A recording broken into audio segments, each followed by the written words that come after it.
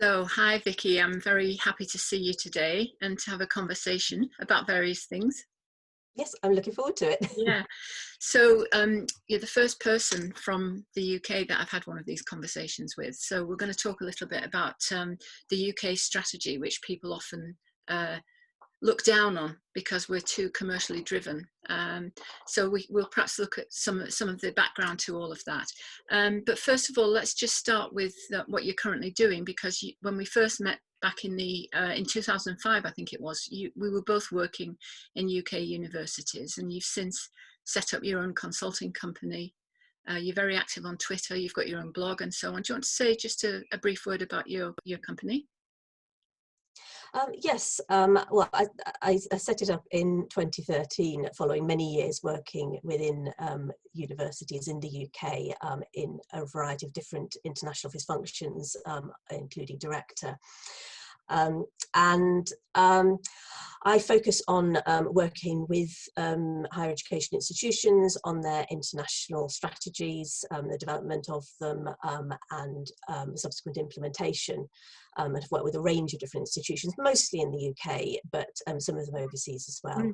Yeah, great. So the whole debacle, as it were, of the reason why we have this kind of income generating aspect to the UK strategies over the years started with Thatcher in the 1980s, when the fees for international students were introduced in the first place, and we had the so-called Malaysia crisis. This was before your time, really. So by the time you got involved, it was in the early 2000s a much more conducive environment to being open to the world and so on. And should we start there, because I think that's when your career in international education really began. Yes, I mean, I guess I started in the mid-90s, and at that time there were strategies which were called international strategies, but essentially it was about international student recruitment, and it was very economically driven and quite narrowly focused. By the sort of mid-2000s, we were starting to see internationalization strategies which were broader and more comprehensive in scope. They tended, though, still to be quite internally focused. So it was about making the different functions and processes and operations within an institution more international than they had been previously.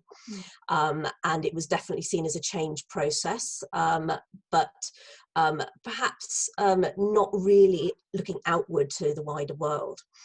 And then more recently, in kind of the late 2010s, really, we started to see global engagement strategies, which are much more outward looking, and they focus on building relationships and working collaboratively for the common good, and more about finding the institution's position in a sort of wider global knowledge ecosystem, rather than just fixating on how the institution can be a more international institution. And of course, in that time as well, there's been a massive growth in transnational education, cross-border activity generally, and which is quite often referred to as international exports, which some of it is exported, some of it is imported, in a sense, with the students coming to the UK.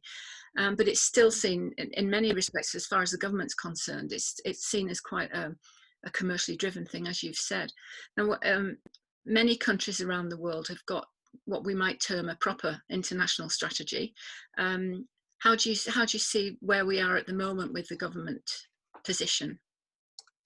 Well, I mean, we do at least have an international education strategy, a government-led strategy, which was launched in March 2019, which seems a very long time ago now. However, it is still relatively narrow. It's really much more of an education export strategy than it is an international education strategy. I remember being at the International Higher Education Forum conference organised by Universities UK International in 2018 in Nottingham, and there was a big sort of cry out for a much broader type of strategy. We knew a strategy was in the offing, but we were trying to, as practitioners, as researchers, we were wanting to influence that in into a broader direction, and not quite so economically driven direction. That I would say, you know, there are elements of the strategy that are heartening. So there's a focus on the experience of international students within the UK higher education system. There is mention of levels of education beyond HE, but generally only insofar as they have export potential. I think, you know, you and I have spoken about the 2004 strategy a very long time ago, which was called Putting the World into World-Class Education. The glory days. And yes, I mean, you know, putting on my rose-tinted spectacles, and had a very compelling forward by Charles Clarke around you know, really learning from others rather than projecting our way of doing things on the rest of the world. And it was also about all levels of education. So it was recognizing that if you didn't start to sow the seeds of global perspectives, intercultural competencies at a very early stage, it was not going to be as embedded. So I you know, it didn't necessarily get implemented as was, you know, described. I remember there being a lot in there about the importance of language learning, yet, you know, 5 minutes later, language GCSEs were stopped being compulsory. So there were, you know, the implementation maybe left something to be desired, but there was certainly a mood in the country at that time of it being a new beginning and an opportunity to reframe internationalization for the UK. Yeah, yes, I feel quite nostalgic when you're talking about this. And in terms of UK students in particular as well, I mean that just made me think of where we are at the moment, because the most of what I read, it's all about student mobility and trying to get UK students to be mobile.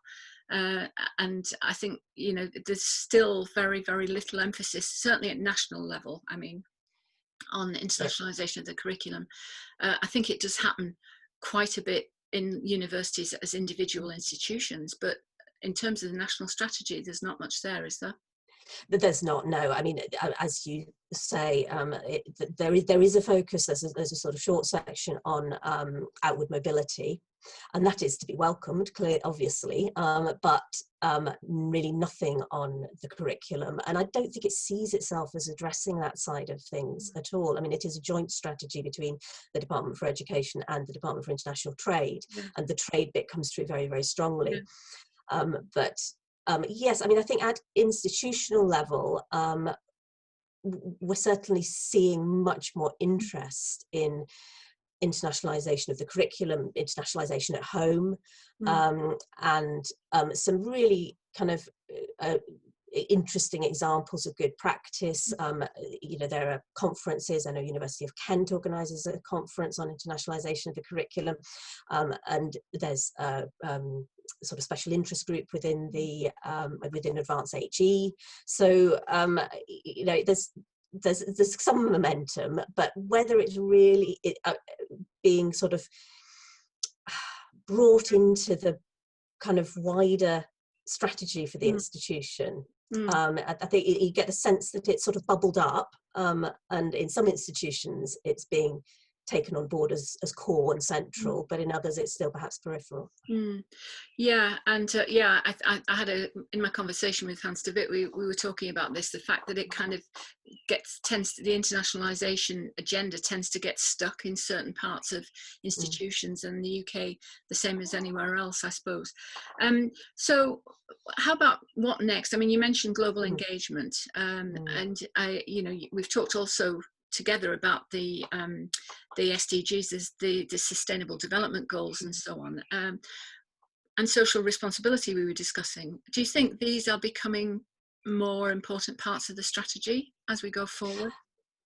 I do. I mean, I did a little study of university international strategies, just a small sample last year, and it is certainly the theme of social responsibility at a global level, and also how that plays into relationships locally as well, is coming through in some of them.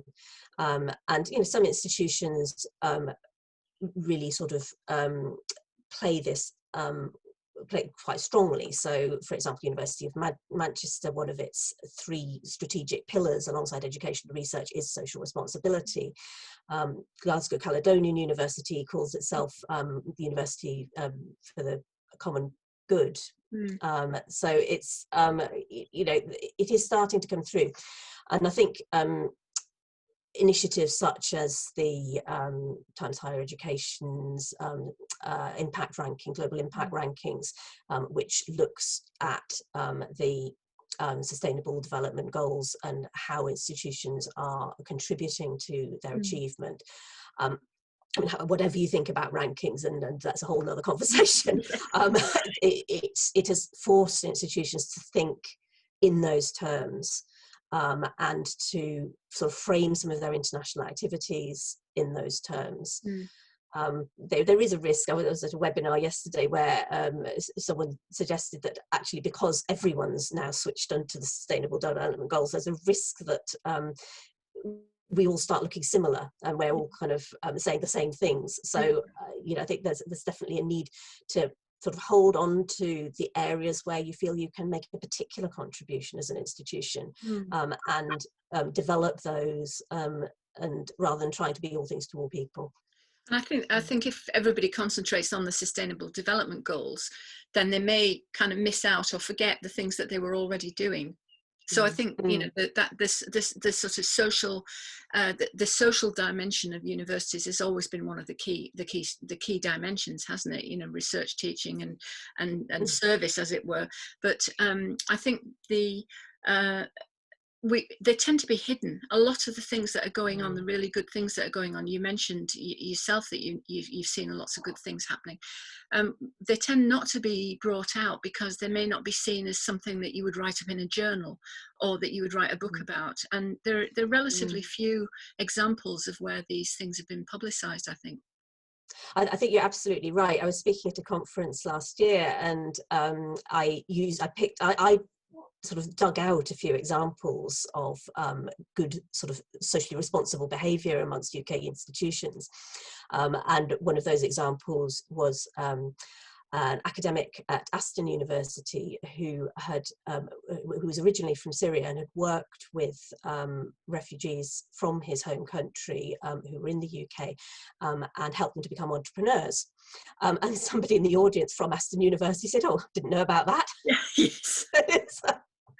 Yeah, this is what happens all the time, isn't it? So we're not very good at publicising the great things that are happening, and they tend to get stuck in different parts of the institution.